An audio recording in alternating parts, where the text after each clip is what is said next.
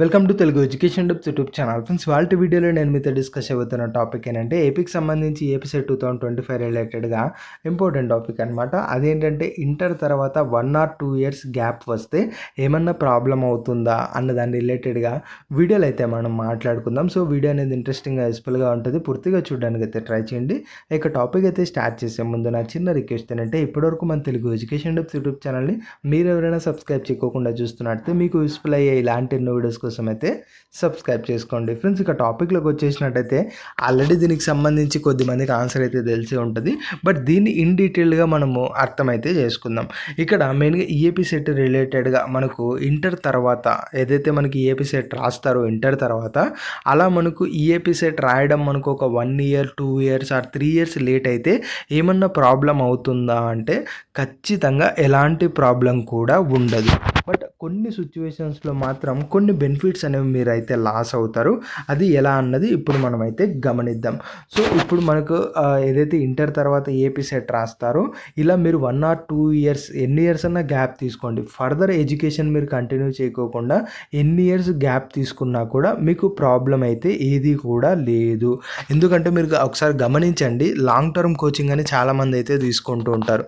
Maybe inter తర్వాత ఎంసెట్లో మంచి ర్యాంక్ తెచ్చుకోవాలి, టాప్ కాలేజీలో జాయిన్ అవ్వాలని చెప్పేసి ఒక 1 year 2 years మనకి ఇలా లాంగ్ టర్మ్ కోచింగ్ అనేది తీసేసుకొని అక్కడ మంచిగా ప్రిపేర్ అయ్యి ఈ యొక్క ఎంసెట్ అనేది వాళ్ళు అటెంప్ట్ చేసి టాప్ ర్యాంక్ తెచ్చుకొని మంచి కాలేజీలో జాయిన్ అవుతుంటారు. సో మరి నిజంగా ప్రాబ్లం అవుతుంది అంటే వాళ్ళకు కూడా ప్రాబ్లం అవ్వాలి కదా.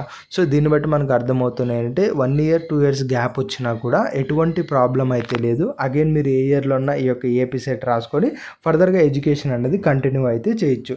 సో ఇంతవరకు బాగానే ఉంది.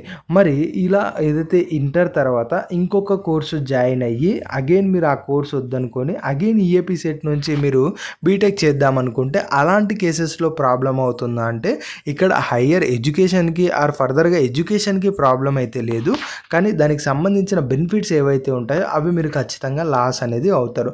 అంటే ఏంటంటే ఇప్పుడు మీరు వేరే కోర్సులో జాయిన్ అయ్యారు, ఆర్ఎల్స్ వేరే వింగ్లోకి అయితే వెళ్ళిపోయారు. అలా వెళ్ళినప్పుడు మీరు అక్కడ మీకు ఏదైనా ఫీజు రియంబర్స్మెంట్ వచ్చింది అనుకోండి. ఇప్పుడు డిగ్రీ అండర్ గ్రాడ్యుయేషన్ అంటే అండర్ గ్రాడ్యుయేషన్లో మీరు ఏది చేసినా కూడా ఏదైనా డిగ్రీ కిందకి వచ్చింది అంటే అది కన్సిడర్ అనేది చేస్తారు. అలా ఆ కన్సిడర్ చేసేసిన తర్వాత అప్పుడు ఫీజు రియంబర్స్మెంట్ వచ్చి అగైన్ అక్కడ డిస్కంటిన్యూ అయ్యి ఆర్ఎల్స్ అది కంప్లీట్ చేసుకొని మళ్ళీ మీరు ఈఏపీ సెట్ రాస్తారు చూడండి.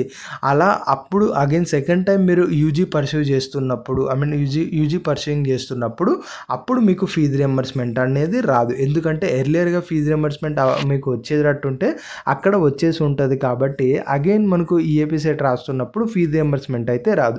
అది కూడా 2 years 3 years ఎన్ని గ్యాప్ ఉన్నా మనకు ప్రాబ్లం అయితే లేదు. సో ఈ యొక్క బెనిఫిట్ మాత్రమే మీరైతే లాస్ అవుతారు, అంతకు మించి మనకు ఏది కూడా మీరు లాస్ అయితే అవ్వరు. అలా కాకుండా ఇంటర్ తర్వాత 1 or 2 years మీరు లాంగ్ టర్మ్ అని ఇలా కోచింగ్ తీసుకున్న తర్వాత మీరు అటెంప్ట్ చేస్తే మాత్రం అప్పుడు ఫీజు రియంబర్స్మెంట్ అయితే వస్తుంది. ఫర్దర్ ఎడ్యుకేషన్ అది కూడా ఫీజు రియంబర్స్మెంట్ వచ్చే ఎడ్యుకేషన్ మీరు కంప్లీట్ చేసి ఆర్ డిస్కంటిన్యూ అగైన్ మీరు ఇక్కడ జాయిన్ అయితే మాత్రమే ఫీజు రియంబర్స్మెంట్ రాదు. లేదు అంటే 1 or 2 years 3 years ఎన్ని ఇయర్స్ మనకి గ్యాప్ ఉన్నా కూడా మనకు ఫీజు రియంబర్స్మెంట్ అయితే వస్తుంది. ఇదైతే మీరు గమనించవచ్చు. ఇది ఫ్రెండ్స్ మెయిన్గా వీడియోలో తెలుసుకునే. వీడియో నచ్చినట్లయితే లైక్ చేయండి. మరి ముఖ్యంగా మన తెలుగు ఎడ్యుకేషన్ టిప్స్ యూట్యూబ్ ఛానల్ని మీరు ఎవరైనా సబ్స్క్రైబ్ చేయకుండా చూస్తున్నట్లయితే మీకు యూస్ఫుల్ అయ్యే ఇలాంటి ఎన్నో వీడియోస్ కోసం అయితే సబ్స్క్రైబ్ చేసుకోండి.